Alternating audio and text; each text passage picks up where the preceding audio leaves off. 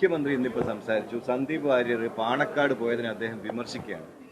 പാണക്കാട് പോകാൻ അദ്ദേഹം പറയാണ്, അദ്ദേഹം പിന്നെ ഈ സന്ദീപ് വിമർശിക്കാൻ മുഖ്യമന്ത്രിക്ക് അവകാശമുണ്ട്, പോകാൻ അദ്ദേഹത്തിനും അവകാശമുണ്ട്. അത്ര പ്രശ്നം. എന്തിനാണ് മഹത്വവൽക്കരിക്കുന്നതാണ് മുഖ്യമന്ത്രിയെ പോലത്തെ ആളുകൾ മഹത്വവൽക്കരിക്കാതിരുന്നാൽ മതി.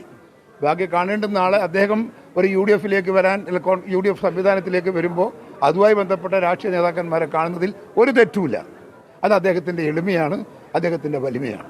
കുറച്ചു മുമ്പ് കെ മുരളീധരൻ ഒരു കാര്യം പറഞ്ഞു, ചില കാര്യങ്ങൾ ഉയർത്തി കാണിച്ച് സന്ദീപിന്റെ വരവിനെ എതിർത്തതാണ്. പക്ഷേ UDF-ൽ അദ്ദേഹം എത്തിയത് കെ മുരളീധരനെ പോലും അറിയിച്ചില്ല. അദ്ദേഹത്തെ അറിയിച്ചിട്ടുണ്ടെന്നാണ് എൻ്റെ വിശ്വാസം. KPCC-യുടെ ഭാരവാഹികൾ അദ്ദേഹത്തെ അറിയിച്ചിട്ടുണ്ട്. ജയന്ത് സംസാരിച്ചിട്ടുണ്ട്, എല്ലാവരും സംസാരിച്ചിട്ടുണ്ട്. ഉണ്ടോ ഞാൻ പരിശോധിക്കാം. അദ്ദേഹത്തിന് എന്തെങ്കിലും പരാതി ഉണ്ടെങ്കിൽ ഞങ്ങൾ സെറ്റിൽ ചെയ്തോളൂ. ഓക്കെ. മുരളി എല്ലാമാണ്. ഈ പാർട്ടിയുടെ അകത്ത് ഞങ്ങളെ പോലെ തന്നെയാണ് മുരളീധരൻ. ഞങ്ങൾ തുല്യ വാല്യൂ കൊടുക്കുന്ന ഒരാളാണ് അദ്ദേഹം.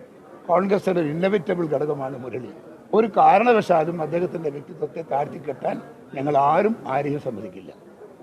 ഇത് ഉള്ളിൽ തട്ടി പറയുന്ന കാര്യമാണ്, ആർഗ്യുമെന്റിന് വേണ്ടി പറയുന്നതല്ല. അത് മുരളിക്ക് അറിയാമെന്നാണ് എൻ്റെ വിശ്വാസം.